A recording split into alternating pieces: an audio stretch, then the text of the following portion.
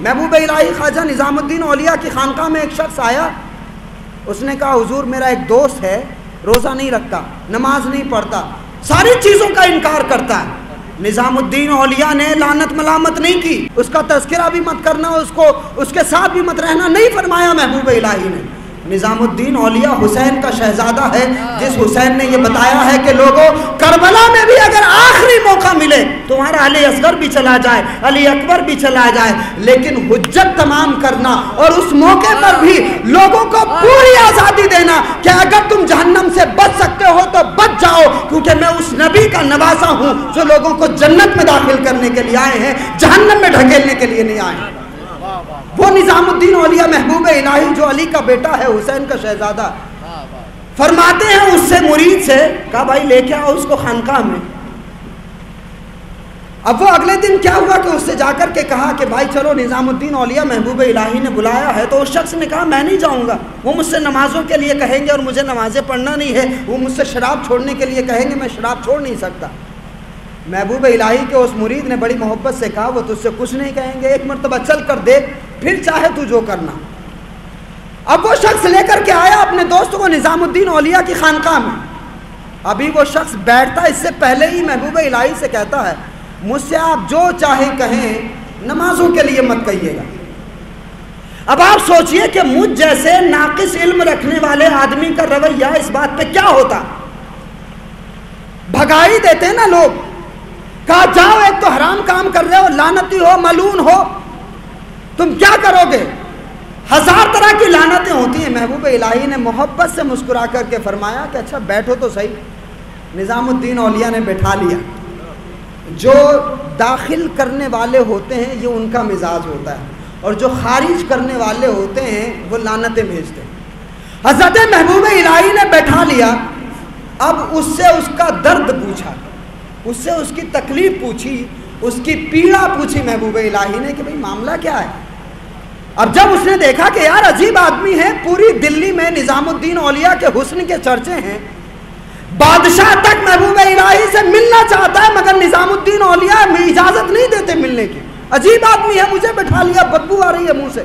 محبوب الہی نے فرمایا کہ بتاؤ ضرورت کیا ہے، حاجت کیا ہے؟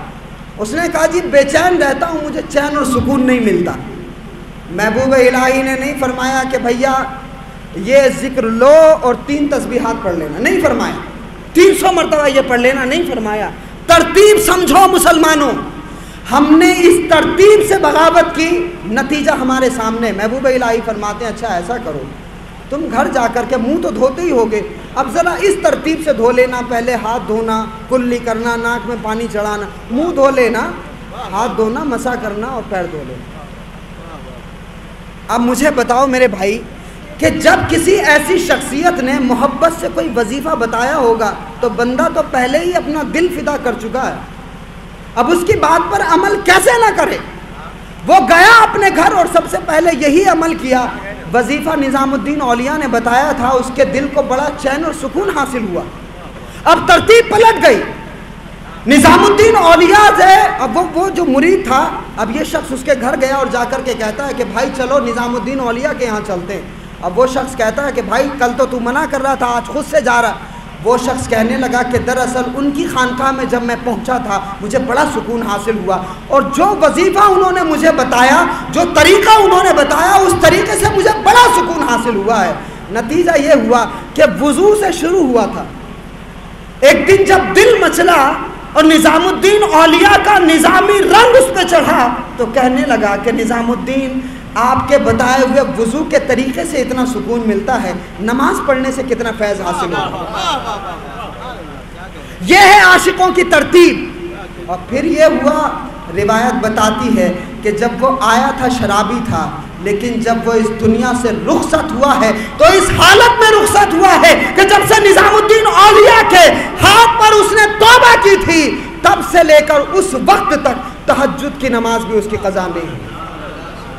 صوفی وہ نمازی بناتا ہے جس کی نماز میں حسینی رنگ ہوتا ہے، حسینی سجدوں کا عشق ہوتا ہے، پھر وہ امام علی مقام کے سجدے پر سوال نہیں کھڑے کرتا، پھر وہ کوشش کرتا ہے کہ میرے سجدوں میں بھی امام علی مقام کا رنگ آ جائے، اور قسم خدا کی اگر کوئی شخص امام حسین کے سجدوں کی برکتیں لے کر، امام علی مقام کے سجدوں کی برکتیں لے کر اس سجدے کو اپنے ذہن میں رکھ کر کے سجدہ کرتا ہے تو وہ شخص اپنی تقدیر میں بھی انقلاب برپا کر دیتا ہے اور پورے ملک کی تقدیر بدل کے رکھ دیتا ہے۔